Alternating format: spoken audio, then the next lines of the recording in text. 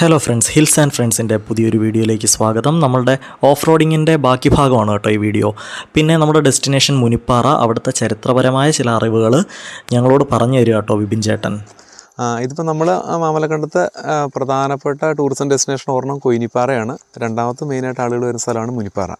ഇതെന്ന് പറഞ്ഞാൽ 2000-ഓളം വർഷം പഴക്കമുള്ളൊരു മുനിയറയാണ്. അതിൻ്റെ ടോപ്പ് ഒറ്റ കല്ല് തീർത്തേക്കുന്നതാണ്. 3 അറകളായിട്ടുള്ളതായിരുന്നു. അപ്പോൾ കാലപ്പഴക്കം കൊണ്ട് ഇത് കല്ലുകൾ വിണ്ട് കീറിയിട്ടൊക്കെ ഉണ്ട്. അപ്പോൾ ഇവിടുത്തെ ഒരു വിശ്വാസം എന്ന് പറഞ്ഞാൽ, ഇവിടെ നമ്മുടെ വനവാസികളായിട്ടുള്ള ആളുകൾക്കും നാട്ടുകാർക്കൊക്കെ ഒരു വിശ്വാസം എന്ന് പറഞ്ഞാൽ, ഇവിടെ പണ്ട് മുനിമാർ താമസിച്ചിരുന്നൊരു സ്ഥലമാണ്. അപ്പോൾ ഇവിടെ വരൾച്ചയൊക്കെ വരുന്ന സമയത്ത് ഇവിടെ വന്ന് വനവാസികളായിട്ടുള്ള ആളുകൾ വന്ന് വിളക്ക് വെച്ച്, നാട്ടുകാരൊക്കെ വന്ന് വിളക്ക് വെച്ച് പൂജയൊക്കെ നടത്താറുണ്ട്. അപ്പോൾ ആ ഒരു അടുത്ത ദിവസങ്ങളിൽ തന്നെ ഇവിടെ മഴ കിട്ടാറുണ്ട്. അപ്പോൾ പിന്നെ അങ്ങനെ ഒരു വിശ്വാസമുള്ള സ്ഥലമാണ്. പിന്നെ നാട്ടുകാരായിട്ടാണെങ്കിലും ടൂറിസ്റ്റുകളായിട്ടാണെങ്കിലും പലരും വന്നിവിടെ പല കാര്യങ്ങളൊക്കെ പ്രാർത്ഥിച്ച് പോകാറുണ്ട്. അതൊക്കെ നടക്കാറുണ്ട്. അപ്പോൾ അങ്ങനൊരു വിശ്വാസമുണ്ട്. പിന്നെ ഈ സ്ഥലത്ത് ഇപ്പോൾ നമുക്ക് നോക്കിയാൽ ഒരു 360 ഡിഗ്രി ആംഗിളിൽ വ്യൂ ഉള്ളൊരു സ്ഥലത്താണ് മുനിയറകൾ ഉണ്ടാവാറുള്ളൂ. അപ്പം ഇവിടെ നമുക്ക് എല്ലാ സ്ഥലത്തേക്കും ഒരേപോലെ നോട്ടമുള്ള സ്ഥലമാണ്. അപ്പം മലയിൽ നിന്നൊക്കെ വെള്ളം വന്നു കഴിഞ്ഞാൽ തന്നെ, മഴ പെയ്ത് വെള്ളം വന്ന് ഇതിൻ്റെ ഉള്ളിൽ കയറാറില്ല. 2 സൈഡിലേക്കായിട്ടാണ് പോകുന്നത്. പിന്നെ ഈ വന്യമൃഗങ്ങളുടെ അല്ല ശത്രുക്കളുടെയൊക്കെ ആക്രമണമൊക്കെ ഉണ്ടാകുമ്പോൾ അറിയാൻ വേണ്ടിയിട്ടാണ് ഇങ്ങനെയുള്ള ആംഗിളിൽ മുനിയറകൾ പണിയുന്നത്. പിന്നെ ഇതിപ്പോൾ സ്ക്വയർ ടൈപ്പിലായിട്ടാണ് ഇതിൻ്റെ കവാടങ്ങളൊക്കെ ഉള്ളത്. അപ്പോൾ ഇത് ആളുകൾ പണ്ട് താമസിച്ചിരുന്നതിൻ്റെ ഒരു ഉദാഹരണമാണത്.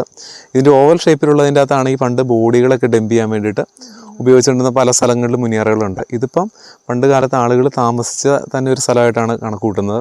പിന്നെ നമ്മുടെ മധുരയിൽ നിന്നൊക്കെ, രാജകൊട്ടാരത്തിൽ നിന്നൊക്കെ പണ്ട് തിരുവിതാംകൂറിലേക്ക് വടന്മാരൊക്കെ പോകുമ്പോൾ ഇടത്താവളങ്ങളായിട്ട് ഉപയോഗിച്ചുകൊണ്ടിരുന്ന സ്ഥലമായിട്ടും പറയുന്നുണ്ട്.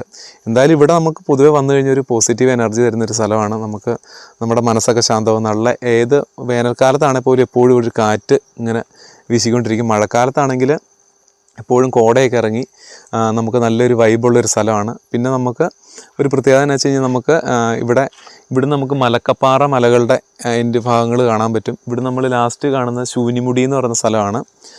കുട്ടമ്പുഴ പഞ്ചായത്ത് ശരിക്കും നമ്മുടെ ആലപ്പുഴ ജില്ലേനെ കഴിഞ്ഞും വിസ്തീർണമുള്ള പഞ്ചായത്താണ്. തമിഴ്നാടുമായിട്ട് അതിർത്തി പങ്കിടുന്ന ഒരു പഞ്ചായത്ത് കൂടിയാണ് കുട്ടമ്പുഴ പഞ്ചായത്ത്.